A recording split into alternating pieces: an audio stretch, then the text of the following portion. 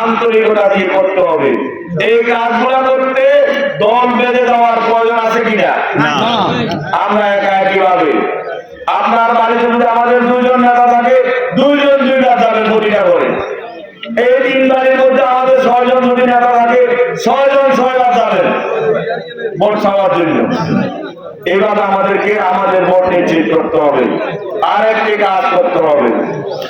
আপনারা জানেন, একটা ইসলামিক দল সকল সময় ইসলামের নাম দিয়ে মানুষকে বিভ্রান্ত করে, দেশের বিরুদ্ধে ষড়যন্ত্র করে।